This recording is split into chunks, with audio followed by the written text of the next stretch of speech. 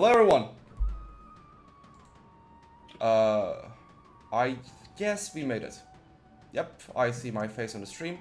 Doğa Kart, why don't you talk so that everyone Hey can everybody. see? Hello. Alright, awesome. I guess we can start in a few minutes. We're just waiting for more people to show up. Well, hello everyone, I am Sarp, producer and co-founder at Metis Creative, and with me are Doğa, my co-founder and creative director, and Mehmet Onur Kart, our lead writer, who shall be referred to as Kart for the duration of the stream. You guys should introduce yourselves. Alright, please continue, Kart. Hello, It is everyone. like before. Let's address the elephant in the room. Yes, his surname is Kart. Yes, he is working in a board game / TTRPG company. All right. Yes, this job is created for me. Yeah. My name is Mehmet Onur Kart, and people call me Kart. I've been writing for Metis Creative and about like 3 years, and I worked on both City of the Crescent and Empires of the Silk Road. And I'm very excited to be here. All right.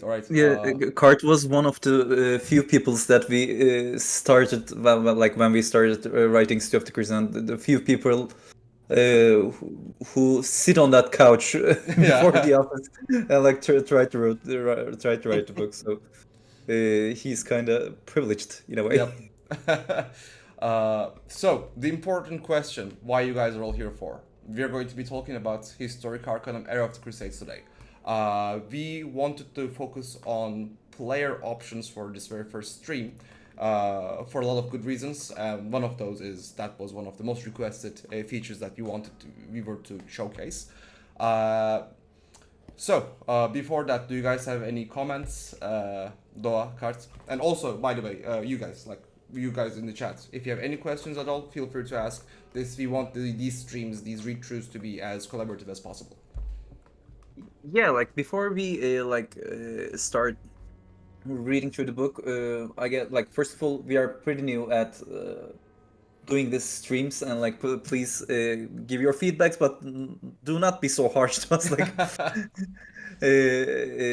and also we also want this to be like a Q&A format, so feel free to write any of the questions that you are interested or like you are curious about. We will try to answer them as soon as possible in the stream, and then have fun. Like I don't know how I don't know how to do these streams. Like really, I'm pretty socially awkward about it. One thing that I would ask about the technical sides is if the sound is all right, because we have music coming from the background, which you're hearing is Era of the Crusades soundtrack and our voices. If anything blows out, if you guys can't hear parts of it, just let us know. Oh yeah, the druid art is indeed insane, Kieran. Thank you. All right, so shall we get to it? Yes, Yeah, yes, of yes. course. All right, without further ado, Historica Arcanum Era of the Crusades. We start off with the subclasses. And the first one, the College of the Doomsayer. The end is nigh, cries a shrouded figure, the shriek cuts through the hustle of the streets. Should I be reading everything? I don't know. I haven't planned this far. Kart, why don't you introduce us to the Bard College of the Doomsayer? Yes, of course. Bard, is a very actually fun favorite class. Being infamous or famous, I don't know, for being horny all the time. But we needed a different approach, so we come up with these guys on the streets, carrying giant boards, saying that the end will come, Jesus will take us, or I don't know, apocalypse is coming. So those guys were our inspiration. And like, the era has a lot of them. Yes, exactly. There are many actually sightings and recordings about those guys. They believed that the world is going to end during the Crusades.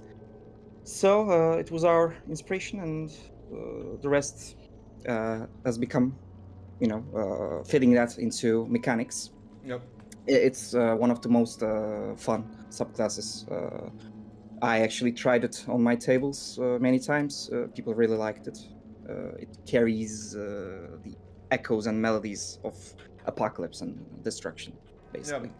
One thing that I really enjoy about the subclass is, although the core mechanics are the same, you actually get to pick your own version of the apocalypse, right? Because on level 3, you start with like different tales of the end, like destruction, judgment, conflict, or salvation, which, you know, ties really well into this, doomsayer of the 11th, 12th century type. I really like it. Doa, do you have anything to add regarding College Like, of the Doomsayer? The like, arts, the vibes. It is easily my favorite among the subclasses like of this book. It has a like real nice art. Like let's address it first, but I'm also very proud of our like Bard collection as well. Like in the City of the Crescent, it's the Shadow Actor. I really love the Shadow Actor as well. That's easily one of my favorites among those among the subclasses that we did. Yeah, same.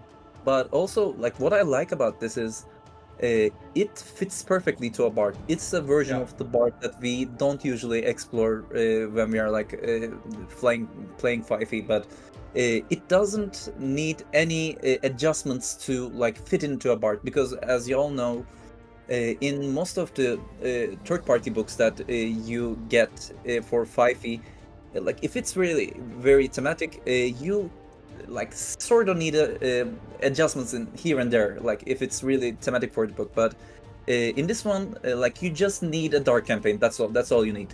Like you don't need to do any like adjustments. It can fit perfectly in all the like grimdark or dark fantasy like settings that you'll be playing if you are not playing the module. But also, I really love the role-playing options that it gives to the player as well. Like, first of all, you're gonna start playing this part with like a really nice motive in your character. Like he's paranoid, like, and like to play a paranoid character is should be always fun. Like I never played a paranoid one, like I'm intending to. If you guys run a game.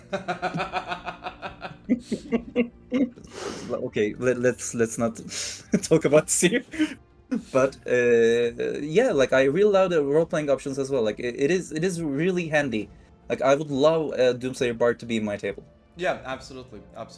Exactly. I think we will have to move on at this pace. I would have wanted to talk more about the abilities, but we have around like 70 pages to go through, so let's go directly to the barbarian subclass, Path of the Otherworldly Might. I'm going to give a quick sneak peek of the artwork before delving back into the subclass itself. Again, amazing. I know some of you guys were talking about muscle mummies in our Discord server, and here's another one.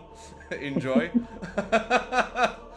This one's the OG muscle mummy. Yeah, like we did this before Karlak, right? Look at the chat, guys. Just look at the chat. Oh man. Like maybe Dimitrescu was before us, but like I'm confident that we designed this before Karlak. Yeah. Alright, Path of the Otherworldly Might. I think this subclass has more to do with the lore of Historica Arcanum rather than just the Era of the Crusades itself. Kart, am I right to remember that we designed this back at the Silk Road times, right? Yes, it was actually one of the original Silk Road subclasses, but we changed it with Path of Ginbound. We used this for this one, so it's a really old design actually. So yeah, there was not even Baldur's Gate or Karlak around. So. By the way, we have some couple of questions in the chat. Who is the artist? The subclasses are done by our lead artist Belgian, all in house. And you can find her art station in the chat right now. And I also saw this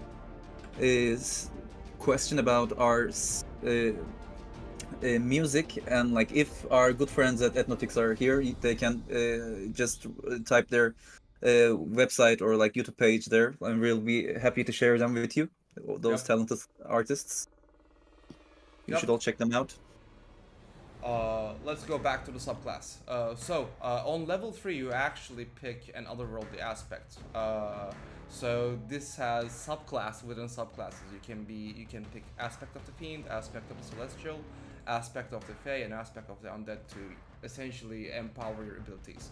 And all your upgrades are going to go to that route from that point onward. Do you guys have anything to add, like thematically or mechanically, regarding the barbarian? This is one of the old ones. Kart was very proud of this. I remember in the office. Yeah. I think he should be talking about that one. Yeah, I especially feel that barbarians are very limited with their abilities. You know, they just hit and don't look back. I know it's cool, it's fun and all, but I always thought that barbarians need more to play. You know, so there are some cool subclasses, you know, like wild magic or something like that. But also we needed something to, you know, give them very fun options to play with. Yeah, especially we in the world kinda- of Historica Arcanum. Yes, especially. So I encountered with some tribes, you know, dealing with magical stuff and empowering their warriors. So that was my main inspiration for the subclass, and it turned out really fun. Yeah, absolutely. Do you have anything to add to our No, like barbarian Masanami here? I'm pretty on the same page with Kart here. All right. Moving on, one of my favorite subclasses, and the first one we unveiled, Cleric, the Flagellant Domain. I love how explosive. I love how explosive this quote is. Yes. This is my favorite, probably. Yeah, and like mechanics-wise, this is also amazing. All right, Kart, we're on now. You go. Explain us. What does the Flagellant Domain do? The Flagellant Domain basically whips himself and uses the amount of lost HP to empower its attacks, its defenses, and really punishing those sinners.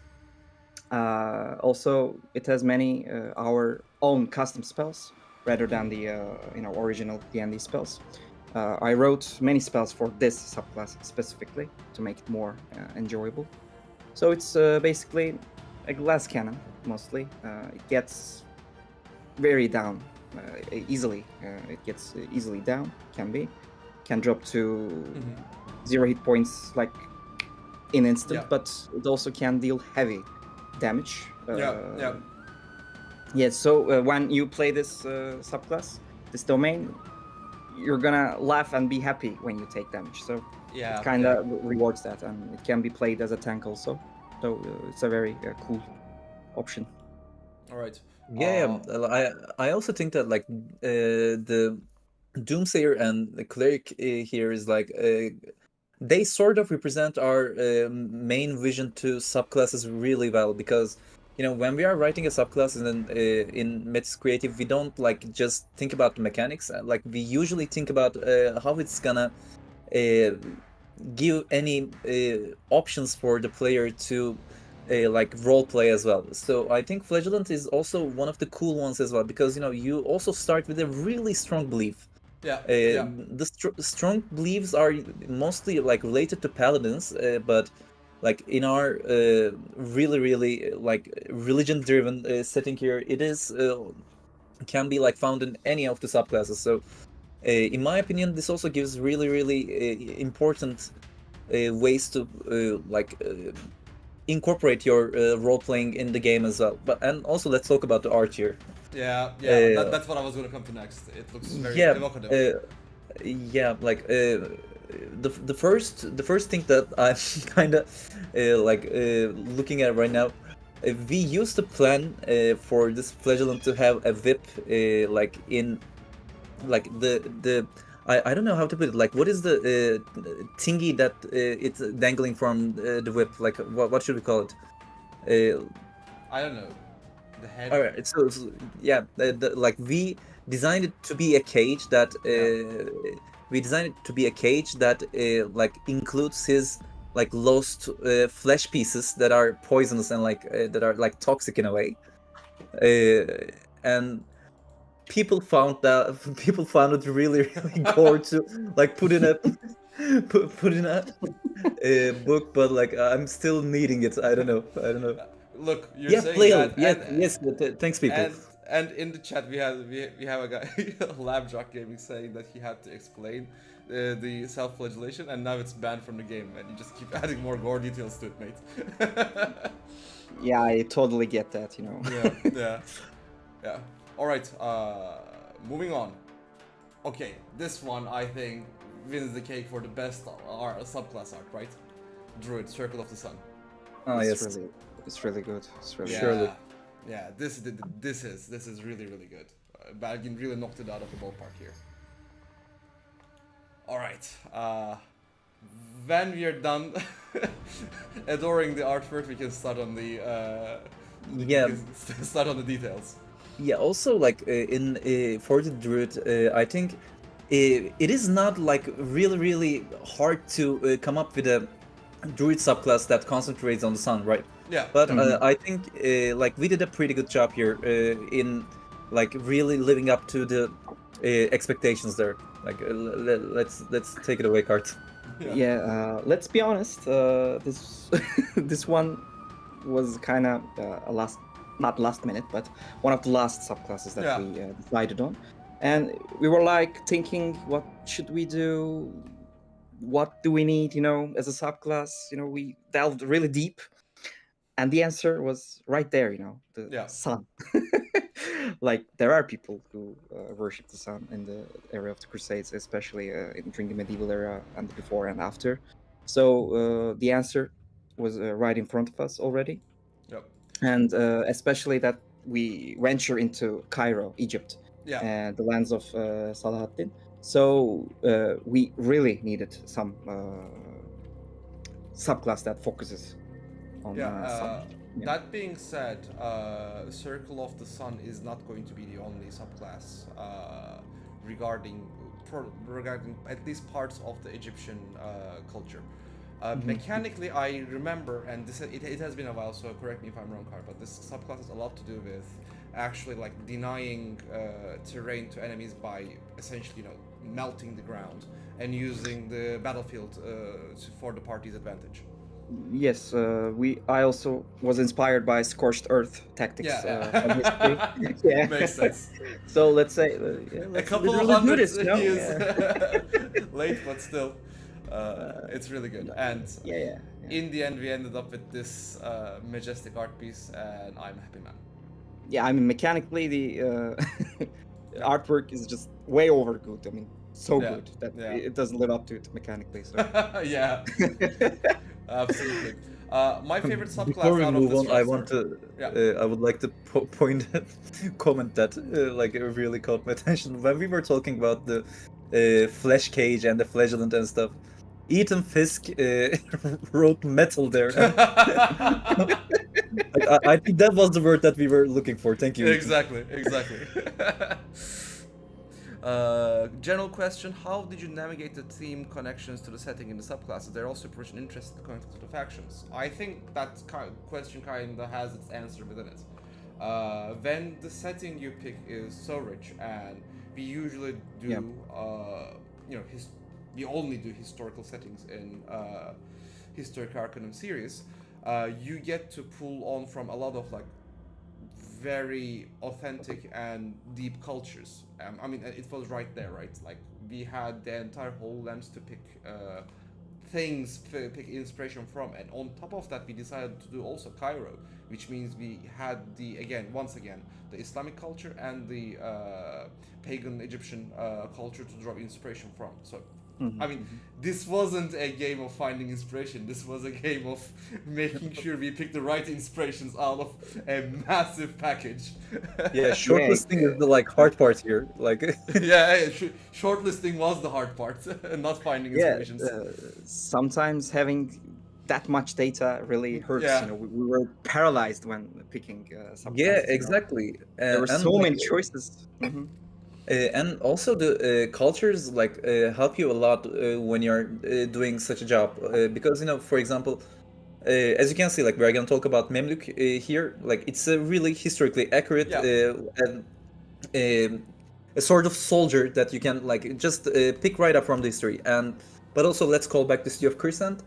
Like there is subclasses that are related to jinns. Jinns are a prominent figure in Islamic culture and religion, and in mythology as well. So you have a huge palette of like choices that you can get because culture is really rich in all of the settings that we are using so far. The Silk Road, the Victorian Era Istanbul, the Holy Lands and Jerusalem. So like most of the subclasses that we are picking is like really actually ends up like being kind of like useful, functional within the game and like within the culture. So if it ticks the two boxes, like we are good to go.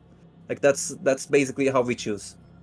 Yeah, and I want to add that our minds also very twisted. You know, we were doing this. We are doing this like for 3 years, and whenever I read some article about history, I'm also a historian, by the way. I have a bachelor's degree, so history is kind of my thing. So when I watch a movie about it, watch a TV series about it, read a book about it, I always think, you know, yeah, I should make this a spell. This could be a really cool right. subclass. Yeah, I always think like that, you know, when I delve into it. It has become a habit for us. Yeah, absolutely.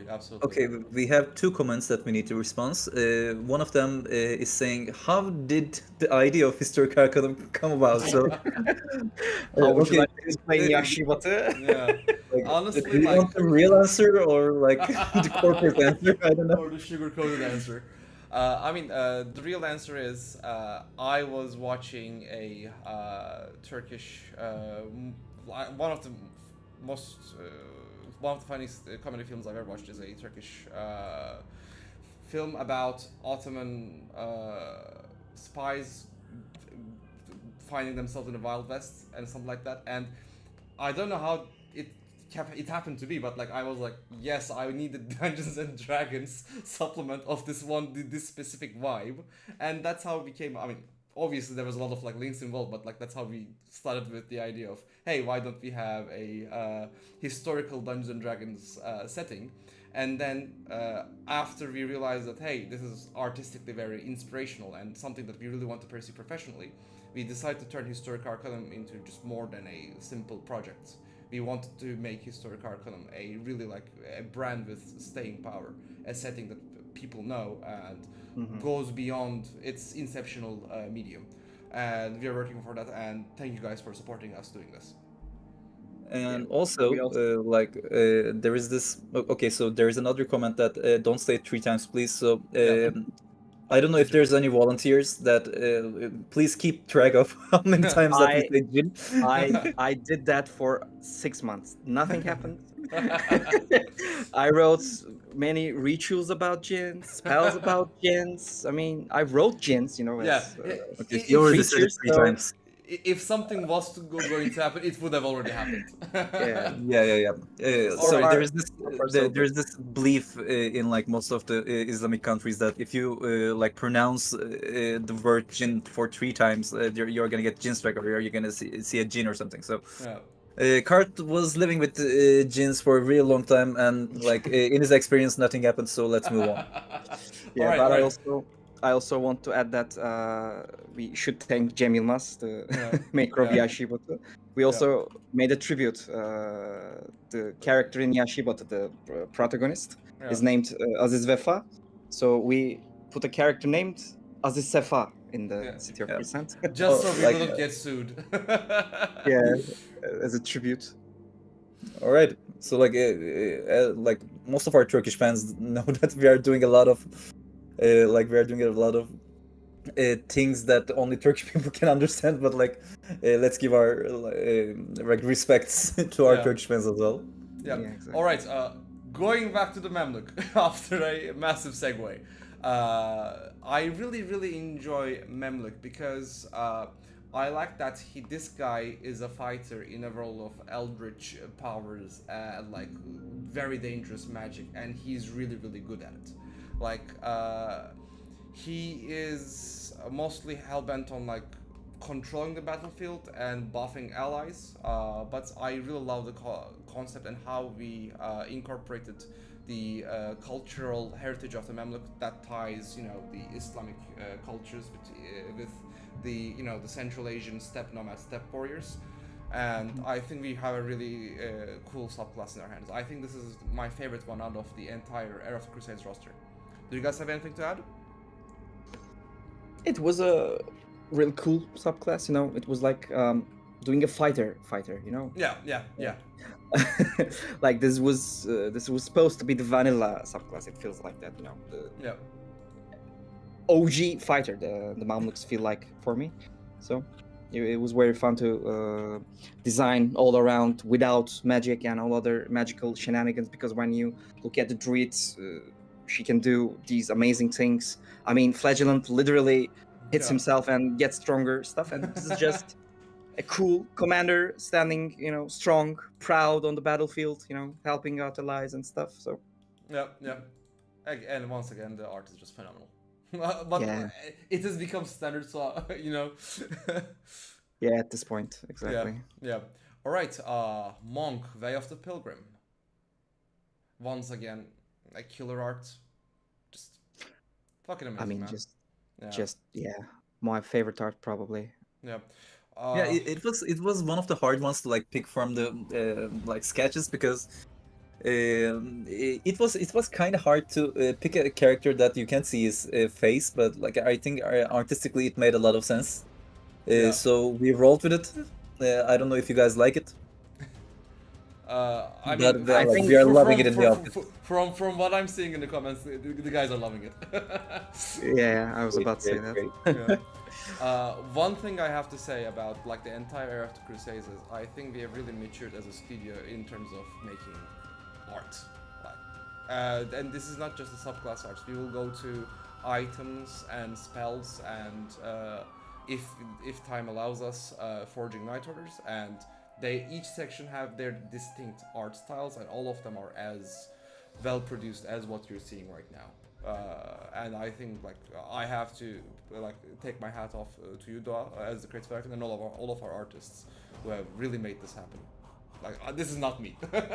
This is you guys. I would like to accept this thanks in behalf of our talented artist, but I'm not really used to talking to you in this manner. Can you please stop it? All right, Monk, Way of the Pilgrim. What can you tell us about this guy, Kart? Yeah, we are obviously inspired by the pilgrims, that travel to Jerusalem, to Kaaba in Mecca.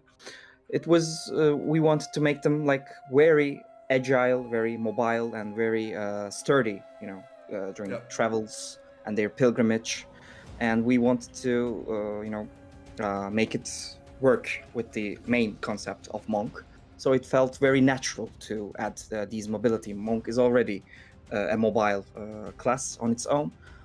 So it was really cool to imagine all those pilgrims, and there's this one guy among them, and if you wrong him, he just gonna, sends 30 fists in 1 second. So it was kind of the main inspiration. So we wanted to make very mobile, and eventually being able to cast teleportation spells. In the end, it gets very powerful. So it felt really natural. Yeah. Again, I don't have much. All right, we also have a question. Cyprian Wimmel, I'm hoping that I did this right. What was your mechanic angle regarding the Monk subclass as a class role? The mechanical angle was to make it to Monk shine when it comes to mobility and dominating the battlefield to help out all of the allies around the battlefield, so we wanted to, for example, your wizard could buff the monk with all of these spells, for example, haste or stuff, or the monk could just distribute healing potions around the battlefield while beating up the enemies. And we actually focused, I personally believe that monks also deserve the mobility they get, just like the rogue class. Yeah. But they don't. They have limited resource. So I thought, yeah, what the hell? Let's give these guys some teleportation. And, Yeah. let's make them powerful. Yeah, and And- if yep. I also recall correctly, we were chatting with Kart about this. The class of like monks are really good actually, but it kind of has this secondary feeling when you're playing it. Yeah. They are good at many things, but they are not really good at anything at all. Sort of like jack of all trades, but also not shining as much as it needs to. So like I guess Kart's vision on this one to like beat that like perception of monks and like be kind of really utility or like this damage dealing sort of like subclass that you can play in your table, and I think he nailed it. Yep. Thank you. Thank you. Alright. I also want to add one little inspirational thing. The level 6, its name is Share the Bread. It actually comes from the word companion. It's about sharing the bread. Its roots is about that. So we also wanted them to be very good companions over the Yeah. road. So it's an easy to create NPCs, with the pilgrim subclass. And I would also like to thanks to our fans that are like appreciating this stained glass like details, because that was an argument that like took way longer than it needs to be in the office, and we decided on those. It was one of the first ideas that come to our mind. Like I was chatting with our lead artist like to put this stained glass like behind the subclasses, but essentially at the end it paid off, as you can see, guys. Yeah. Last thing I really wanted to add was, I mean, it's exactly as you said, Card. Like, I love both level 6 and level 11 feature names. Share the Bread and the Hard Roast Trident are, like, they cut deep, man. Thanks. Alright, moving on. I accidentally teased the art for the Ranger, but now we Yeah. have the Sentry. The Urban Ranger subclass that I really, really wanted to have somewhere within the world of Historica Arcanum. It turns out we're gonna have it in Era of Crusades. I love this guy. Like, I really love the kits that we're giving out. I love the art. I think it's a solid. I wouldn't say an S tier subclass, but it's a decent A tier subclass. Yeah. Like, let's start with the art first of all. Our vision in the visual world of Era of the Crusades was this to point out this. I don't know how to put it. To point out this prevalence of this disease and like skin conditions like in the history. So like to make it more dramatic and to make it more real in like in the eyes of the player. We wanted to add these details of like skin disease, the sicknesses that are like really killing all those people, like millions of people, like thousands of people, like at the same time. So, and if you survive from those, it's gonna like you're gonna carry it throughout your life in your face, on like on your skin and something. So you can see those details in most of the arts that you are gonna be seeing in the Era of the Crusades, and that was one of the visions that like we first decided on as well, and I think it kind of creates this reality of the characters, so I'm really loving it. Exactly. What can you tell us about the Sentry's kit? Card? Yeah, I'm not gonna lie. Ranger is very hard to come up with subclasses. But when we delved into the story, we realized that it was going to be more about the cities and Yeah. rather than the wilderness. So it was the thought came out to me and said, how about an urban ranger? We Yeah. could utilize the rangers' already good skills about investigating and scouting and make it useful in the city. Some rangers and druids feel very left out during city campaigns. Yeah. So we wanted to eliminate that. These guys are actually the wardens and the guardians of the civilization. They just happen to have this connection with nature, but they use it for the good of the city. It can be from divine sources, their beliefs, or just random visions in the force. I don't know, but they're mostly really good ambushers. They really use the advantages of the city for themselves. All right, next one. And I also think that like it gives you the luxury of giving your like city guard sort of NPCs some like flavor and like some utility I as well. agree. Like I would use Exactly. I would use them like definitely for making a more elite sort of like NPC. Yeah, exactly. And they would make really good detectives. Yeah. Exactly. All You right. tease the art again, don't you? I didn't. I teased the page. I'm not the art. My Alright. beloved ADHD partner. Rogue, the Veil Warden. Again, a really explosive Bible quote, and there we have it. The art. This one is also really, really good, and I like how Lovecraftian this subclass is. Yeah, it's really the most probably Lovecraftian Yeah. subclass we ever wrote. Yeah. Uh, Okay, let's start with the art here as well. In this one, we wanted to create this kind of aspect of rogues that can infiltrate anywhere, like can mingle with the people, are very social, like they can do anything sort of rogue, but it is hiding secrets like from your eyes, but it also has this theme of like working with the secrets as well. So I think it's thematically really strong as well. Important questions coming from the comments. Did we skip the Paladin? No, we didn't. I just checked, and it turns out we probably misplaced the order. This is not the final PDF, guys. Probably some of the subclasses are misplaced in the alphabetical order. So don't worry, Paladin is coming. Yeah, we can't spell. Sorry. Yeah. Sometimes.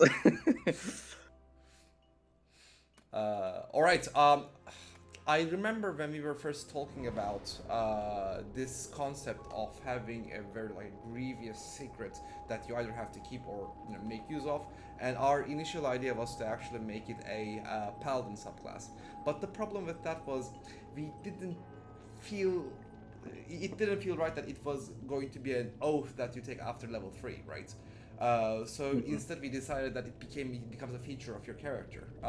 Obviously you get the ability on level 3, but it doesn't tie you specifically to an organization, because like oaths kind of represent organizations for me, and we had something great for Paladin to do. So I think like the concept of this one is really, really powerful. It's here. Cart, do you want to talk about the mechanical side of the subclass? Of course. It was very fun to design a Lovecraftian secret keeping and some kind of inquisitor. As a rogue, it was very fun. Inquisitors are actually very they've been the topic of many other plays and games and RPGs, especially World of Darkness. But we took a different approach, and we used their inspiration into the rogue. We let them have a secret, some eldritch revelation, probably. I don't know. It's up to the DM, but they can use this incredibly horrible information lurking on their minds upon their enemies, and they can just make them go mad. So it's mostly about the secrets they possess and the power of secrets. Like they speak a little black speech, and their enemies go crazy. That's the main idea. I really love this comment. City of Crescent, Secret Service. Era of the Crusaders, Secret Service. Yeah, great one. It is true. I mean, it is true. And I also love the story-based utility of rogue as well here. You can come up with this idea of a character that has this real dark secret, but you can also like give secrets to the character as a burden to carry throughout the whole campaign, and it can be this character like story for the entire campaign, and you can easily come up with like a killer backstory with a subclass like this. So again, our vision still stands with giving players a role-playing motif to work with as well. So that's one of the like reasons I really love this rogue as well. All right. Once again, I accidentally slipped below. So hello guys. Accidentally. Paladin. Paladin. Let's just also show Crusade. all of it and go back Yeah. if you want. You know. All right. I mean, we just had to do a Crusader Paladin. Like Yeah. we didn't have any options. We just had to do a Crusader Paladin. All right. Crusader Paladin. Cards, mechanics, thematics. Yes, the thematics are very clear, as the name suggests. So it was It's actually hard. it was actually like the fighter. You know, this was the paladin. You know, Yeah. the actual Yeah. paladin, the vanilla class. So it wasn't very hard to design, but I took a different approach and made them use their divine smites kind of ranged. You know, that most paladins don't have that ability because they would be overpowered. But I took the inspiration from Pathfinder. Actually, Pathfinder kind of can use their arrows and divine smite like abilities from afar. So it was about that. You know, how would we approach a vanilla paladin with that sort of abilities? So we made them very capable of damage because in the first Crusades, the Crusaders were really powerful, very destructive on their way. So they were really capable of dealing high damage. So we just wanted to represent that. Yeah. Also, Doa, one thing I have to say about the comments, they noticed the book. Yes, but like, They noticed should we? the book. I mean, No, we shouldn't. But alright yes, then, you guys hang on to that. yes, you guys noticed the book. All right. Do you have anything thematic to add to the Paladin, to the OG Paladin, Doa? Well, like, this was not an argument in the office. Let's start with that. Baychovsky says finally the main character. Yes, yeah, exactly, spot on.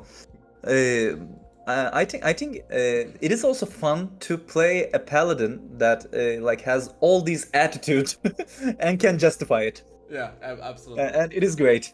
Absolutely. It's great. It's a very vanilla like subclass as well, but it's done really perfectly. Like, and it is also kind of have like a one of good to have paladins in your party, because you know it is also gives you the angle of like dealing damage from afar. Please don't do that.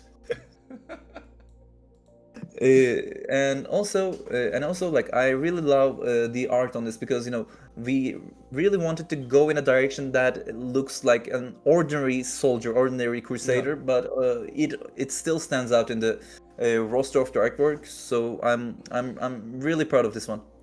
Did you guys see what I did? Please don't do that again. Don't talk to me or my son ever again. A couple of days ago we were like preparing for this stream, and Sarp said, "Oh, you know what? Like we have a killer like layout. Now we should do streams." And like I'm having a hard time to say no. All right. I mean, the layout ended up amazing. I wasn't expecting this at all. Again, the art team just, you know, I was planning a simple stream layout, right? And then they were like, "No, fuck off. We're gonna be doing this." Yeah, now we're gonna have to make a out of the dancer paladin, you know, because Yeah. of you. All right, sorcerer, soul of moths. The only NS not safe for work art we have for the stream. So yeah, I really hope YouTube doesn't ban us because of this. The artwork is gorgeous. But You can use the paladin to like cover. Like if you are down this road right now. It becomes a meme, you know, the meme. Your salam is the only important thing. Yes, there you go. I'm a creative director. I did my job today. All right. All right. Soul of Ma. This is actually a really cool subclass. Let's Yeah, let's not disrespect it. right. Ethan said he's out there doing the Lord's work. Exactly. I wants a paladin's PNG, so yeah, we should do it. proper paladin experience indeed. Exactly. All right, Soul of Mat. I love this. This essentially allows you to turn into Egyptian mythical beings, right, Kart? Yes, yes. Go. You kinda. Yeah, I kind of ruined it. But yeah, we can do nothing about it. So it's a very actually fun, one of the most fun I had while designing it. It's basically a sorcerer that drives its takes its power from the Egyptian beliefs and mythologies. So we kind of wanted that the OG sorcerer to work with new and unique abilities based on the form, the aspect they choose. For example, they can get a flying speed, or they can get a resistance to poison damage and stuff. So it's basically a very cool NPC creator subclass for Yeah. sand settings. For example, if you want to play Dune, I don't know, Dune in 5e, you could use this. Also, regarding the comments, Alexandrit, did you know that I'm actually wearing a Junji Ito t-shirt? So yeah. And that is Soul of Mat. Again, stained glass is also really, really cool with the bastard head. Basking. Yep. All right, Warlock, the viewer patron. Again, a gorgeous, gorgeous, gorgeous. My art. favorite art. Come on. Yeah, this is really, Yeah, really cool. this one's a Drum roll, close please. second. Close second, really, really cool. I love this. It's mostly about the fates, you know. Basically, our inspiration were the original three sisters of fate while designing this. So I had. You guys probably can see where it's coming from. Yeah.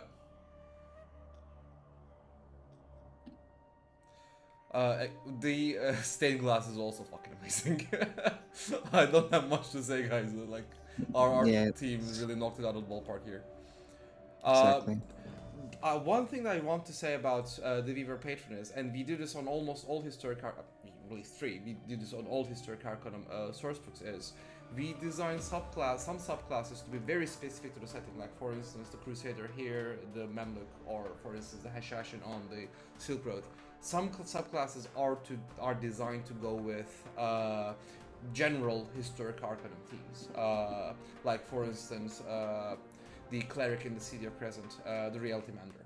And then we have subclasses like the Viewer Patron here, which are designed to be as universal as as they appear on differing mythologies, right? The Weaver Patron might as well be within the Greek mythology, the Norse mythology, and so forth. Yes. And I mean, since that most of the fantasy actually draws inspiration from those mythologies, you guys can easily build a Weaver Patron within Forgotten Realms, for instance. Yeah, I mean, even Loth, you know, the Yeah, exactly. famous, infamous goddess of the draw, could easily become a Weaver patron. Like, very, very cool. Why did you have to make that comment? Born to yo-yo, forced to cast eldritch magic.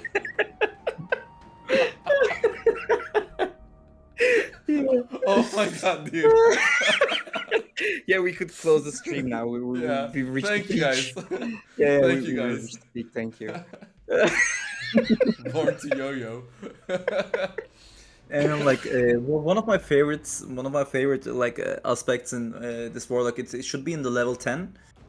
That you can like do a very specific ritual that you're gonna have like a very specific situation that you're gonna have with your patron, that you name a specific event, person, war, or a place that existed in the past and ask up to 5 questions about it. So like the whole thing pays off in a way when you're like getting higher in your levels.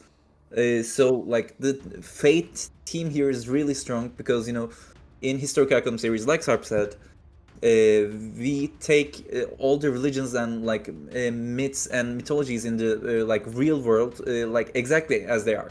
Like nothing is different. Like when you're playing in the Historic Arcanum series, like you are taking the religions as they are. You are like taking the mythologies as they are. So like Kart said and like Sarp said, like these are really inspirations that we took from mythologies, and this is how probably like a real warlock that had a like pact with a patron like in a team of Fate would probably feels like in a way like that's the vision that we were like seeking when we were writing for the subclass. And I think it really is great, and level 10 ability like this is kind of reachable. I mean, like as we all know, the higher levels are like is a legend in like D&D 5e. No one ever seen it. Yeah. Yeah. So like if you Having can such get an level option 10, early on is good. And one thing I really like about, I mean, it's a quirky subclass that DMs will need to actually nurture because, especially on level 6, but also on other parts, you have all the role playing that you can do back and forth as the DM and the player. And in a good party, in a good RPG table, it's going to be phenomenal to play the subclass. yeah, and I also think that like in level 10, most of the other like classes and subclasses get even more game-breaking features like Yeah, than fair this. point, Like fair point, fair point. this is nothing like when you compare it to other classes and subclasses when you see the abilities that they got in the 10th level. Yep. Yeah, it's also kind of the rework of contact other plane spell, so most of the spellcasters have access to this. Yeah. So yeah. it's not that, but it's a very cool option. I always like to give my players that kind of ability to reach out to other planes. I mean, past events and gain their knowledge. Because it's important to have this ability in their arsenal. So. Alright, moving on. Wizard, School of Inventors. This is a really cool subclass that I really think moves away from the Artificer, should I say? Yeah. For Mostly. thematic reasons too. I guess we have kept it secret for now, but you guys will see at the end of this stream anyway. We have drawn a lot of inspiration from the automaton work of Al-Jazari, like literally the father of roboticism. And this wizard subclass is essentially honoring his work and adding to the thematic, adding to that clockwork theme that some parts of the adventure and some parts of setting will be going for, as it is inspired by Al-Jazari's work. And this, I think this is a really, really fun subclass. I'll let you explain. Yeah, like you said, Ismail Al-Jazari is the father of robotics. He actually built some robots in the in the 12th century. 12th century. Yes. So it was basically, it has to be our subclass for this. Like you said, it's kind of like looks like the Artificer, and Artificer is actually kind of a wizard ripoff. So it was very easy to design, but it has very good quirks and very unique abilities. So they can actually build stuff. They can actually, make stuff alive. And we have many spells that were designed specifically for the subclass. So it's not just about what you see here.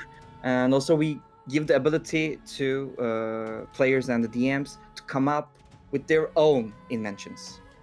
That was our primary goal while designing the subclass. So we can include some, of course. Also, there are many monsters in the bestiary. I believe we will get to that. So you can actually have your wizard design those creatures along with those items. But my main goal was to let the players and other DMs invent their own creations. So we wanted to give space for imagination and creation. mostly. Yeah, and I really like that most of the subclasses is based on inventing things and slowly upgrading them so they become even more efficient. So like I think this is a better version of the find familiar spell, right? You invent your familiar Mostly. and you start adding like legs and weapons on your familiar. Exactly. And it's Yeah. very durable, Yeah. And I love the subclass. Yes. I also think that like it gives you enough reasons why you should play this subclass instead of like an artificer. Like Yeah. I think I think it's convincing enough. Exactly. Yeah. All right. I think this is the end for the subclasses. Yes. Yep. Cart and Dot, do you have any final remarks regarding subclasses before we move on to other parts? And also, guys, everyone in the chat, do you guys have any questions about the subclasses? Any comments? Anything you would want us to clarify or talk about? Yeah, exactly. Would love to. Yep. And we also would love to tell everyone to try out in their tables for these. Yeah, absolutely. We'll be releasing the first PDF very soon, and we would love to hear your thoughts on the subclasses. Yeah, Understood, that's okay. what I think. Yeah, like I really want to know which ones are like your favorites, like in the chat. And like we've been looking at these subclasses for a year now, so like we are kind of overwhelmed with them. So like we really would like to know which one is your favorite, like which art was your favorite and stuff. So like let us know, and we will see who's gonna win the arguments in the office. While I'm slowly scrolling up in the subclass, we have a couple of questions from the chat. Shoot. What are some subclass concepts that didn't make the cut? I remember I had one. I really wanted to have a siege engineer that that designs like massive machines and like cannons and whatnot. That was shut down. Yeah, like Yeah. that was on me, like because I thought it was very situational, so Yeah, fair like point, fair point. so we ended up cutting it off. And like actually quick trivia, like this barbarian class was designed for Silk Road, but we ended up with I can't recall the name right now, with another barbarian on the Silk Road, so we changed it and like adjusted for this book, and like here we are with this barbarian, this muscle mummy. Yeah. Yeah, we had this art domain cleric stuff. Yes. You remember that? Yeah, it was actually fun, but it didn't make the cut Yeah, because Flagellant was much cooler. But it was a fun idea to go with it. I had this druid that focuses on weather and stuff. I Storm didn't from come up XP, with yeah, I remember. We kind of Yeah. grabbed ideas from it and make it into sunlight druid. Yeah. Like, and I'm not gonna lie, like the games that we are playing / running, and like the movies and like shows that we are watching in that specific months when we are writing those are like really inspirational. Yeah. Like as you can see, Vigilant, like I guess I was playing Darkest Dungeon 2 when I came up with the Flagellant subclass. So like these are all kind of coincidences that you sort of like keep track on in our books. I recently Exactly. started watching Shogun, so if we were writing these now, you probably could have seen a ninja or like a samurai subclass in there of the Crusades. Yeah, like We Sarp, actually wanted one, yeah. like Sarp has this weird like times like he calls me like at like 1 a.m. and say like you know what, like we should do a post-apocalyptic like Historica Arcanum, and I say, you're watching Fallout, aren't you? And he goes, yes. So it's hard to be a partner, but it's also very rewarding, as you can see. Yeah, and I still want a post-apocalyptic Historic Arcanum. That will happen. Anyway, all right. We are moving More on questions. to the spells, but like if you have any other questions, I can. Yes, someone asked, We have do a you plan on... question. Okay, I'm gonna go through the questions right now. Yep. Yeah.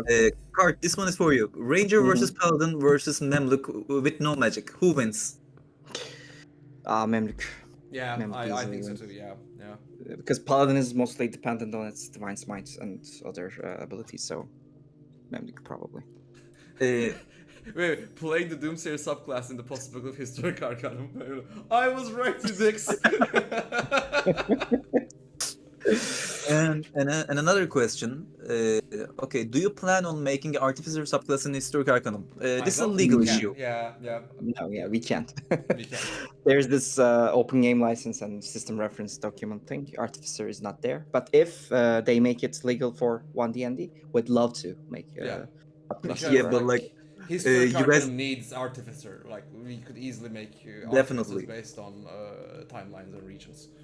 definitely. But I would also like to make a note that like we are on a Discord call right now, me and Kart and Sarp, but you can see. Kart just rolled his eyes gloriously when he say open game license. You got that, huh? Yeah, I Benefits of using two screens.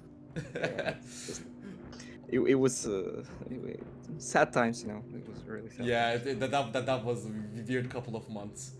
Anyway, shall we get to the spells now? Yeah. Let's go. Alright. Absolutely. So, I think what we should be doing is instead of reading through every single spell, which would take fucking hours, we should be talking about a couple of themes that we really wanted to go for and talk about in like standout spells. One thing that I really want to start off with, I really love that we built this world of Historic Arcanum and when we're writing spells, we decided that most of the spells should be related to some, you know, important philosopher, important scientist and whatnot. Like, for instance, in Siege of Crusade, we had the Mandate of Sophists, you get spells from Avicenna, etc., Platon and whatnot. And here we have Albruni's Fantastical, Alfagarni's Alchemy, Al-Jazari's Metalsmithing, Al-Jazari's Woodwork, and stuff like that. I will be slowly scrolling below. Cart, tell me when you want me to stop and we can talk about what you want me to stop. Yeah, Yeah, like but, also like you can also see the like notes from historical figures in the bestiaries as well. Like in all of the bestiaries that we use, we kind of make this gimmick of making it a notebook, like sketchbook of one of the NPCs that in our campaign. It's a team that we started in City of Crescent. We are still sticking to it, and I love what we are doing about it. So like maybe one day we can just like release a collection of bestiaries, like from Yeah. the notebooks of bestiaries. Like that would be really cool. My Yeah. thoughts, exactly. I love that within the Glee cantrip you have an ability called Why Are You Hitting Yourself? Yeah, 10 I out had of 10. fun. 10 out of Yeah. 10. Thank you. I had fun writing that. Like you said, we wanted to focus on historical figures and what would they create as a spell. You know, Yeah. I just wanted to focus on Like, that. surprisingly, but this is a bold creative decision, one of the thematic spell lists is from the tank commander Legion. The reason Mhm. why we picked someone who is no way, shape, or form related to Era of Crusades is to actually showcase that like World of Historic Arcanum is massive, and Yes. with a source book you're essentially not just picking up very thematic one, but you're picking up a source book that exists within a massive universe. I just wanted to like put that out there. Yeah, Legion is one of my favorite commanders in history, so I wanted to include him. Yes, your explanation was way cooler than mine, but Legion is a wonderful commander, and I thought that most of the fighter and other subclasses should have their hands on very cool spells, you know, Yeah. because they could use their mobility, their other tactical advantages, and using it as spells kind of ticked me off. So it was very fun. Like Yep. we've been itching for like a Japanese or like something in the Far East that like we've been Yeah. itching to, but we just couldn't like have the ability or like opportunity to do it yet. But like we are gonna get there, I guess. Yeah. Well, Sarp, do you recall like what was the votes on like Mongolian invasion of Japan in the poll? It was one of the mid-tier ones. Like it wasn't playing for the top three, but it wasn't below average. So I would say around like I think we're gonna get there. Yeah, I We're think gonna we're gonna get get there. there sometime. Yeah. Also, people in the chat noticed one of Siyah Kalam's spells. I think we have Yes. a couple more. Yeah, and if you enjoy Siyah Kalam, then you should check out Empires of the Silk Road, Yeah, because yeah. there's a whole section about Yeah. Siyah Kalam and his organization. Yeah.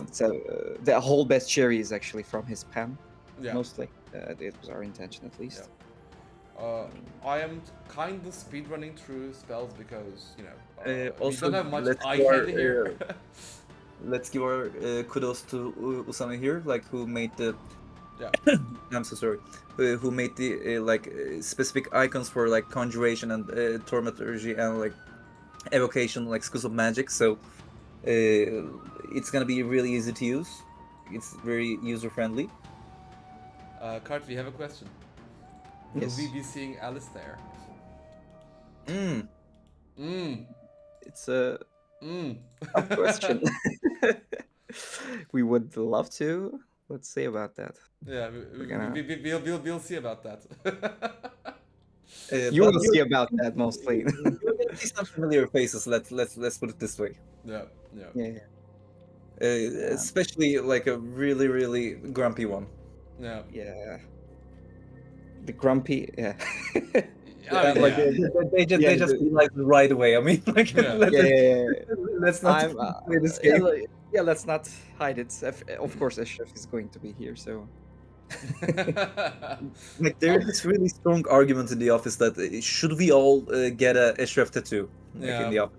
Like, and I'm this close to it. Very compelling arguments on getting something like that. Okay, I mean, the last part you see are the warlock invocations here. Now we'll be moving to the item section. Cards, do you have anything else you want to add to the spell section? Also, guys, do you have any questions? Let's see any questions in the chat. Like, if you guys anything to ask, shoot. Yeah, while waiting, I can comment on some. We wanted to spell section feel really good and rich, so that's I took a really long time to adjust it. I wanted to close some, bad parts of the some spell lists. For example, bards don't have access to many damaging spells and stuff. And also, we wanted to complement subclasses as well. Mm-hmm. That's and we also didn't make many high level spells, as you can see, because it didn't fit Historic Arcanum, and it's kind of hard to design 6th level and above spells for balance reasons. But I'd like to get my hands on more 7th level spells, so we'll see about I also really like the Warlock Pacts, Pact of the Key and Pact of the Tool are really cool concepts. Go wild. This is like I really liked it. I didn't write the card, wrote this, and I really like everything it has to do with it. Key, obviously opening things, and tool, crafting things. Good stuff. Yeah, pact boons are really overlooked in our warlocks. If they want to go melee, then they choose blade. If they want more cantrips, they choose the Pact of the Tom. And if they want a imp familiar, they choose chain. So we needed more options, and those options should fit within the setting. So she is an important, actually, a symbolism for the era of the Crusades, because we have some Arabic, word plays on that. I'm not gonna delve into it, but also artisans, merchants were very important. It's actually a regular world, apart from the magical aspect. So why not give a chance for those artisans, merchants, other traveling artists to shine with their work? That was my main concern. Mark Bishop is asking, can spells, creatures, and subclasses from previous iterations of the game be imported here? It's not just possible. I think it is, encouraged. it is really encouraged to do so. Yes. We designed Historica Arcanum, as I said, just one massive sandbox where you can actually pick a timeline region that you want to play and play. That's the goal. That's what you want to build. And each book, on some way or another, refers to other books. So feel free to just draw inspirations from what we wrote from real history and build this huge open sandbox for your players. Yeah, there are many points in the book you will see that refers to the other books we made, Yeah. especially creatures and spells. For example, Doa's favorite spell, and he came up with it, and it's a very proud moment for us.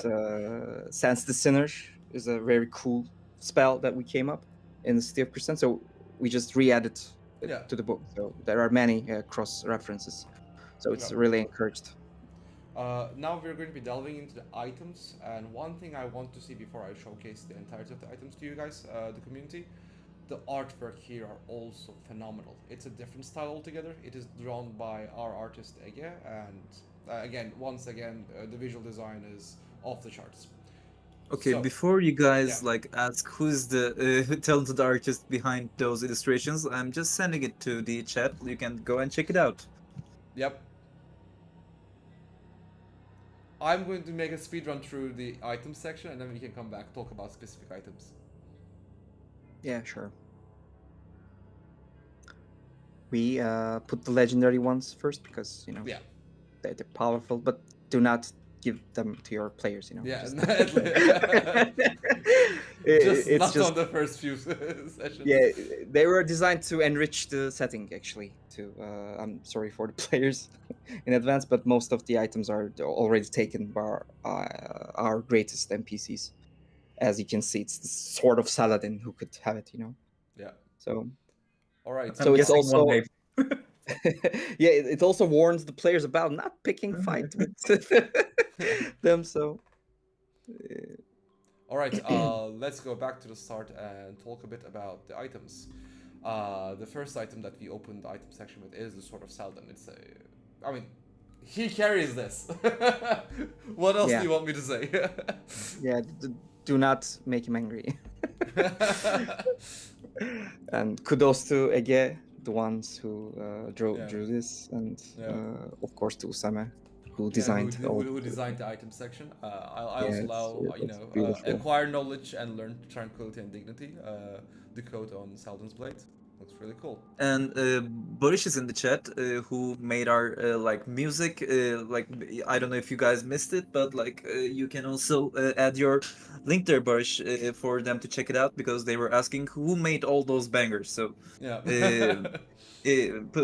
please provide your links there, and they'll be checking you out. Thank you. All right. Baldwin's items, the Mask of the Leper King and the Robe of the Leper King. I am going to be slowly going fast because we may have some spoilers here. The Silver Cloak of Guy of Lusignan, Ring of Muawiyah, Amulet of Al-Jazari, which allows you to,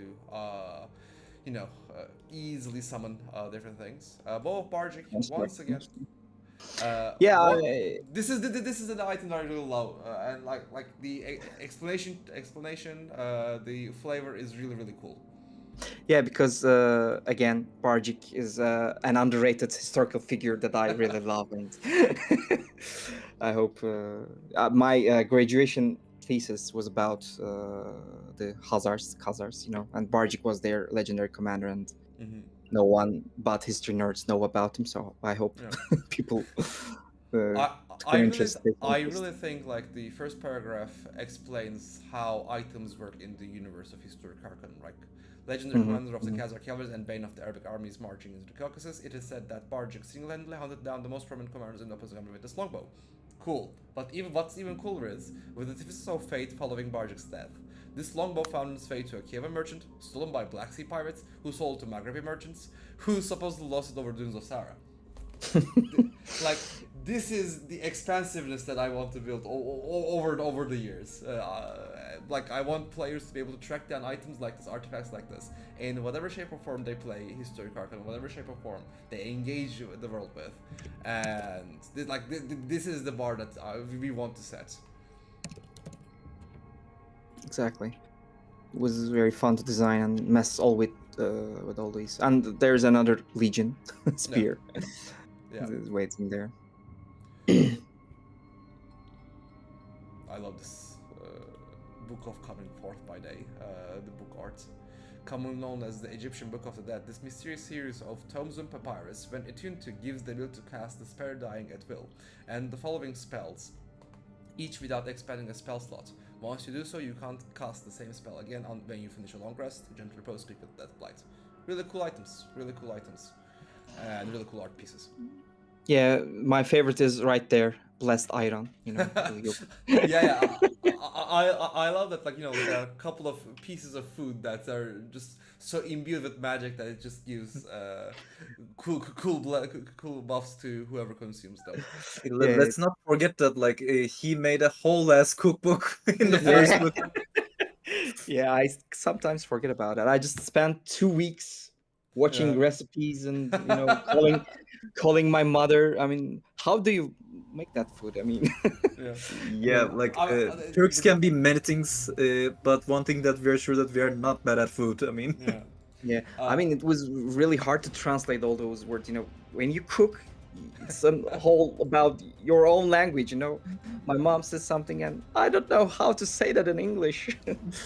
The best part about cookbook was giving stat blocks to each dish, like, you know, alignments, levels.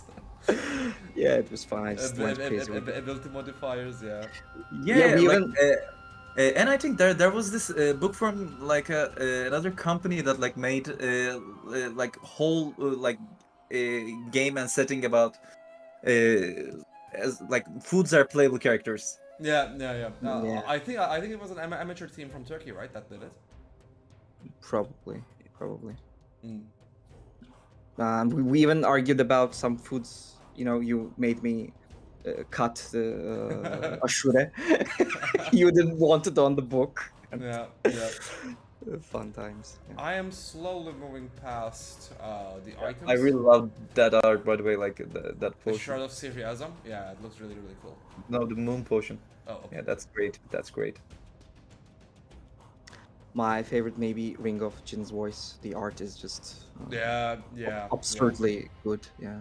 This looks- Justice for Ashura. Yeah, we have Sundial of Alexandria also. What was it? There we go.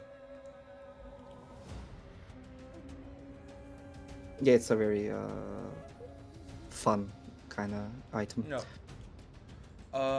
Alright, so that is the item section. We'll be moving on to feats, which should probably have an after subclasses, but you know, or spells. Do you guys have anything to add thematically or mechanically about the items? Hard to do. Or do you guys have any questions? No, I'm good to go. Let's continue with the feats. Mhm. Any DM's favorite. Yeah. Yeah. Not How's so the much. game? I mean, it's the hardest part to, make a DM, okay with the feat you found online. These are gonna be one of those, I'm sure. They are mainly concerned about, surviving in the desert and our eldritch theme and being a knight in the Jerusalem and stuff. So we didn't include many feats as like we did with the spells because it was it could be very challenging, for DMs to deal with all those feats. They are already optional, so it was Yeah. just a few small. But also before actually we move on to the feats, there is this comment about we need an Alexandria mega dungeon. Like maybe let's talk about like the future projects that we are designing for you guys so far. We have I was waiting for that. I was waiting that topic for the special people who stick out till the end. But I guess we can also do mid-stream, so people who are actually paying attention can learn about those. Yeah. Okay. So let's start with the comment. Like we are this is not actually official so far, but like we are dying to make a mega dungeon because it makes so much sense for a team like us, financially and like creatively, because dungeons are something that we are really good at. Like we are very proud of our dungeons so far, and like making something that completely your own almost feels like a board game. So we are really eager to do like a mega dungeon, and like that's why we did the polls as well. Like if you guys are attended, thank you. And Alexandria is one of the strong ones there. Like, but like there is really good rivals to that. So what do you guys have in mind? Like, which one is your favorite? And on top of that, we have a question. Anytime in history, we are dying to do a setting over. I mean, this question was also asked in the Discord chat, and again, once again, we fell into an office debate. And like one of the strongest answers was, I guess the second triumvirate, or like the first triumvirate, row. Yes. That was your answer, right, Kart? Mostly Hannibal, Hannibal, Barca, and the Punic Wars, but second triumvirate is a very close second, so I would die to, Me personally, I really want to do some, kind of modern noir/Cold War stuff, because I think this universe can take it, and we'll be doing some modern stuff if Dua is willing to announce it after this discussion. But yeah. I mean, I guess we are gonna do it right now, but like my answer to that is also like I think Kart is really excited to do that as well. Like we've been like thinking about or like dying to do like a very mini story, like a mini series, very concentrated one on Salem. Like we love Witcher as a Salem. Like I think it can be like really cool, really small, setting that we can do. But like we thought about it last year, and like we were kind of thinking about doing anything not related like to Turkey or like the Islamic culture, and like we end up not doing it, and here we are with the Era of the Crusades, by the way. But I think there will be a time that we can do like Witcher as a Salem. It gives me a lot of ideas to move from, so that would be one of my favorites to do. And also Giza Napoleon Mega Dungeon is like Giza. I'm sorry, I have this flu. Giza Mega Dungeon is one of the best that we can do, I think. Like because since we are really close to Egypt right now, I think we can like step somewhere from there, and it'll be really cool. Fall of Constantinople is interesting because we actually have this idea when the time is right, when we have done enough. We really want to go back to Istanbul and potentially do like an Istanbul trilogy, Byzantine Istanbul, probably the time of Justinian, and then the fall of Istanbul, and then revisiting City of Crescent. I think that would be a really, really cool trilogy, tying the entire history of the city that we live in together. And it could be just one massive adventure. And like anything related to Istanbul, like holds a really dear place in our hearts, like in the office, like as you can imagine.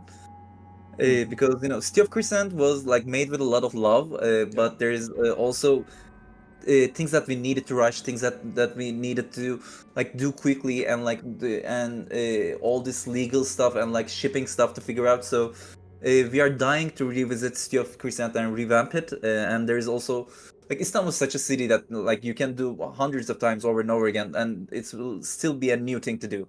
Yeah. So Fall of Constantinople is like a really strong one, and like Sarp said, maybe we will come up with some like Istanbul trilogy one day. Yeah, Alexander really gets me, like the level of reality break during the tech race of the Cold War. Specifically, what I wanted to go for. Like, I wanted this brinksmanship spilling over to the arcane world. Maybe we've already done something about it. We've already written something about it. Who knows? Doal, do you have any comments about that very specific thing that I mentioned? It's all the specific. I mean, are you, it's all the reading our minds or something? Yeah. I mean, like, I'm not gonna say anything about it, but like, that is really important for us as well. Let's put it this way. And moving on, we have another announcement. One thing I really wanted to explain on the something onto the comment section. Kieran, I saw Kart answering you in Discord, and I was like, dude, that question was for the stream. Answer it on the stream. So that's why we deleted that comment. I'm sorry. I'm so sorry for my lead writer. He's like so focused on like answering the questions that you are writing on the Discord. So it's a reflex. Yeah. It's a reflex. Sorry, man. All right. All right. Back to you, though. Sorry for interrupting. All right, so for the people who like stick around this far, like we have a special announcement for you guys. It is also like semi-official. Let's put it this way. Like it's still in the early production, but we are working. Like it is a legit project that we are doing right now. We are designing a Historica Arcanum podcast series, which is gonna take place takes place around the Historic Arcanum sort of stories that you can also send us your stories. By the way, we are gonna get there. Sorry, but like we are designing this podcast around this esoteric mystery that takes place on Istanbul as well. But we are gonna visit all sorts of places in the documents and stuff, and it's gonna be completely free. You are gonna listen to it wherever you want, and we are designing a season right now which will include 8 episodes, and there will be an overarching narrative. It's not going to be just episodic. There will be an overarching narrative, and like we are designing broadly like a second and third season, and like we are trying our best to come up with like a killer first season. So it might take some time, and production is not that easy, like because we would like to come up with a podcast that will look good next to our books. So Yeah. that's like a bar that we are trying to set like as production wise, but I think it's gonna be killer, and all the Historic Arcanum vibes that you are getting like in these 3 books, like this somber political intrigue, and like this Lovecraftian, this dramatic and like heavy like keywords that you can like just get from Historic Arcanum books are gonna be in the podcast as well. So it's gonna be the same vibes, but it's not gonna just be limited to D&D. It's gonna be like this Historical Arcanum Universe 101 sort of podcast. So we are really excited to do that. Sarp, do you have anything to add?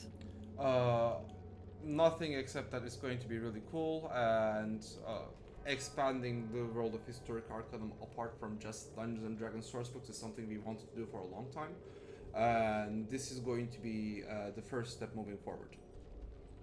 Yeah, like, and I'm also like really excited to expand the world of Historical Arcanum, like beyond beyond like more than one medium. So I think it's gonna be real nice to show something that is not D&D, but also like that is completely ours, that you can show to somebody that you remember the book that I'm like reading through, like I was very excited about that. Now here is the podcast, you can listen to it, like, and get the idea of like what I've been what I've been doing Nerding in over. what I'm nerding over all the time. So it is gonna be like a really nice step that you can take in order to get to the world of Historic Arcanum. So we are really excited to do that. One funny comment was Alexandra said that Eshref is going to narrate it. I know it in my heart. Now, Eshref, the character, will not be narrating it, but the person who DM'd us and told us the idea of the Eshref is going to be narrating it. So you're really not that wrong here. Yeah, he's like in some way, Ashraf is online going to again. narrate it, but you wouldn't know. Yeah, exactly. Exactly. One of the voice actors, like probably the lead voice actor, will be the guy who sold us the essence of Eshref when he was playing him in the first playtest. All right. I think we should be slowly wrapping up. We have one more section that I really want to showcase, and that is the knightly orders. Let's skim through it, show us what we built on that front, and afterwards we can take up a couple of questions and then lock this, call this stream a day. Anything you guys want to add before I move on to the knightly orders, guys? Nope. No. Let's move on. All right. We're Forge moving our into a knightly orders. section that I'm kind of proud of. Yes, yeah, this is a really good one. This is both roleplay and gameplay mechanics focused section that is reminiscent of, for instance, the caravan system back in Silk Road. So let's go. Cards? Do you want to do some narration, mate? Yes, of course. So, if we wanted to, we take inspiration from many other systems like this, because it's really important for medieval settings, to create these big armies and other stuff, other guilds, maybe, and some stuff like that. But it had to be kind of magical, kind of divine for our setting. So the knightly orders are kind of in the middle of that. The Templars, Hospitallers, Order of Saint Lazarus. So it was a really cool idea to, what if the DM wanted to make an order for himself, Yeah. or to represent an historical order that didn't mentioned in the book. So it was a very cool idea to begin with. So many DMs can use it as an inspiration. They can follow the steps one by one and have a really cool working order in their hands. Yeah, this but- is a very thorough faction builder in essence.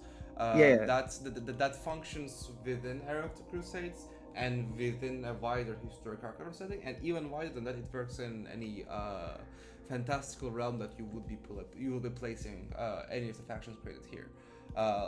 That's why we have included a lot of generic tenets, generic traits, and generic missions in the section. That could work. That could easily work in any Historic Arcanum or Era of the Crusade setting, but also works anywhere else also. Yeah, I mean, it's also not just for knightly orders. I mean, it could be about other factions, merchants, artisans. I don't know. It could be used for many other aspects, not just military ones. So Yes. they could be this charity, they could be this merchants organization, they could be whole other religions. They don't have to be Muslims or Christians. The And idea. let's be honest, it's like one of the most pain in the ass things to do, like when you're world building. So Yeah. it is gonna be very handy. Yeah, it has many ideas in it. Its main goal is to give you inspiration. Yep. That's One thing that I really like about most of the Dungeons and Dragons is the rollable tables, right? Because I mean, you can actually sit down, say that you're going to craft 5 factions and start rolling, and these tables will be able to essentially create 5 unique factions with their specific members, goals, quirks, and it's all randomly generated. I think this is great to world build and write campaigns or adventures in a pinch. Yeah, and I really I'm proud of what we're doing in giving DMs tools about historical world building, because when we started in our first book, there is this alternate history toolbox, and now we are here, we are gonna be attending to all all of your needs, specifically when you're world building for historical settings. And this is a killer art that we are looking right now. I would love to say kudos to Ege for this. I love how dynamic the art looks. Yeah, he just killed it with the art. It's amazing. Literally.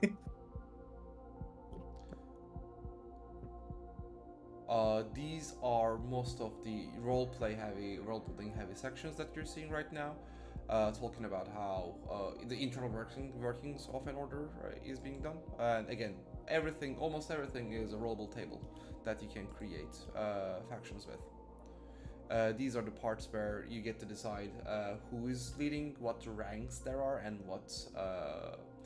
what perks each rank gets. And this is important because you may create a faction and a player and the player party would want to join. This way you know how to reward the players with certain perks, feats, items, etc.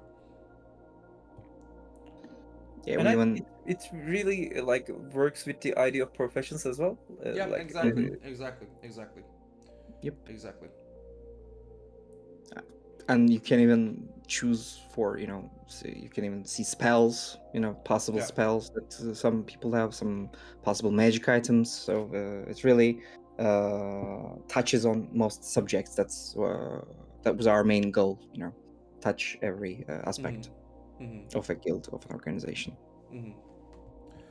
And once again, scrolling through all of these because these are items.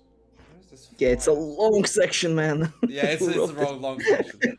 I will love this one. New recruitment method. How how do people get recruited? Like, you know, letter of recommendation, interview, stuff like that. It's funny. We have a question. Kirian is asking, can we get a peek at the professions? I don't think we have it in this PDF, but We don't? Right. not in this PDF. This one was like exported specifically for the stream. Oh, But right. We will probably have another stream like this probably next week with new content, and we can showcase the professions then. And I also want to say that by using the our knightly order creation, we included Templars and Hospitallers in Jerusalem, so they're also they're going to be very lit. I hope. So it was very fun to write about Templars and Hospitallers and design quests around them. They're very, I believe, many people expect them to be there. Yeah, and finally, I think the final part of this stream, how can players establish their order? This section allows players to build their own faction, like design their tenets, design their perks, and what they get out of their faction. I think this is a really cool addition because, you know, if you're playing Era of the Crusades campaign, chances are your players may want to start a knightly order in the Holy Lands. So this is a great way for you to keep track of their reputation, member happiness that are not just the players, and you know the effects of the reputation and the happiness levels of the members of the order, and some downtime activities. Yeah, especially reputation and happiness is kind of their own little tiny system. So I believe they can be very useful for DMs to keep their tracks on the player's order. If they don't want to think too hard on it, you know, they can just roll. Absolutely. And this was 77 pages of Historica Arcanum of Crusades. What do you guys think? Did you enjoy it? Of course, there's many more, but like we have to limit it to some amount. So I think it was great to like take a look at it with you guys because, you know, it's really rewarding to see your reactions to this. It is why we do this job. So thank you for thank you in advance for the love that you are showing to this book. We put a lot of effort to it, and it's great to see it paying off. And also let's have a shout out to all the Metis creative team who's like dying just to make it to the print like in this very moments, and like it's been a really tough year for us, like with all the things that going on in here, but like still we managed to come up with this book that we're really proud of, and I think everybody is like really proud of their work that they did for their department in the book. And we don't have like any thing to add to this book. Like this is a great feeling. I mean, to think of something that you created, and like if you're think that you are done with it, it is great. It is great to just show it to the world. So thank you all. Thank you to the team, and thank you for all you guys to tune in. So yes. I guess we are wrapping up. Just let us know if you have any like final question, remarks, and again, as Doa said, thank you all so much. This has been a phenomenal evening for us. Thank you. All right, so I guess we are gonna go now. If you have any like last minute questions, like we will be able to answer them, and like there's one question from right. the Discord channel. has anyone approached Metis on writing any fiction for your series? Actually, yeah, yes. yeah. Like we forgot to like add that start. Like I think you can explain what we are gonna do about admissions. We Mhm. will have actually a massive section for adding to the world of Historica Arcanum, which we call Historica Arcanum journals. You like the more we collect stuff from you guys, the more we will be expanding the world. And for your work, we don't want it to go unrewarded. So we will be developing a very robust system of submissions, publishing, and just all around building a really cool community. We'll get back to you with very specific details about how that system will work very soon, after we are done with the After Crusades. Yeah. We have some ideas going on for some little fictions there and there. We'll see I about mean, that. to list all the things that we are working right now, we have a board game coming up. We have a podcast in the early productions. Yeah. And we decided on what is the next Historic Arcanum is gonna be. It's gonna be with you guys, like in Kickstarter, probably in late, let's say like 2024. late 2024, and we are helping out some video games in the publishing side. So it's been a like really hard year for us because it's I think it's like it's gonna sound more. Like it's gonna sound weird when I say it, but it is hard to shift your company from like very like amateur spirited like professionals to a full-fledged company. So it is a hard shift, but I think we are nailing it so far. Of course, with the help of you guys, we are gonna be doing much more than we are supposed to. Yeah.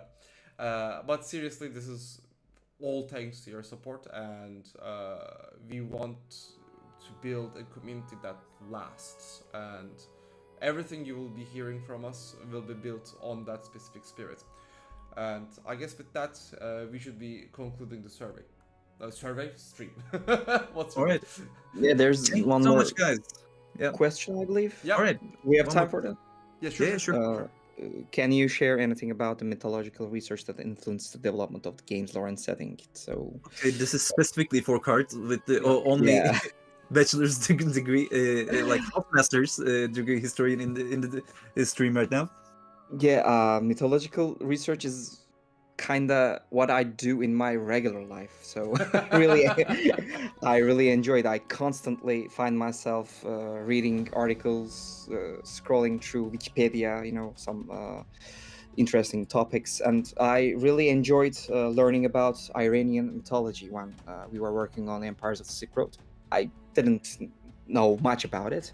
I had a chance to learn many different aspects about their religion and their mythology. It was very fun.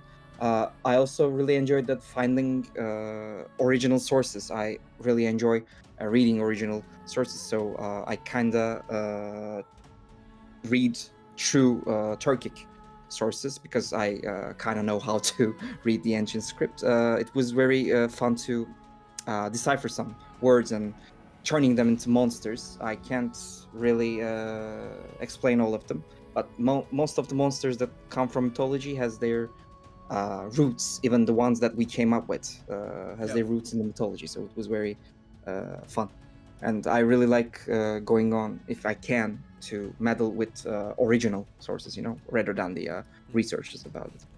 Now that we have a really cool streaming overlay, maybe we can stream about our creative work and our research too. Just simply because we have a great streaming overlay.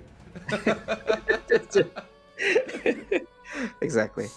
Let's do that. Let's play Baldur's Gate now. Come on. Yeah. All right, guys. Thank you so much for tuning in. Thank you, Doa, and thank you, Card, for joining the stream with me. This has been phenomenal, and I can't wait to do more of these. Yeah, same. I had a blast. Yep. All right. Why your microphone is off if you're talking? Oh, my bad.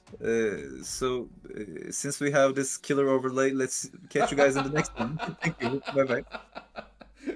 All right, guys. See you. Thank you so much for tuning in. Bye bye.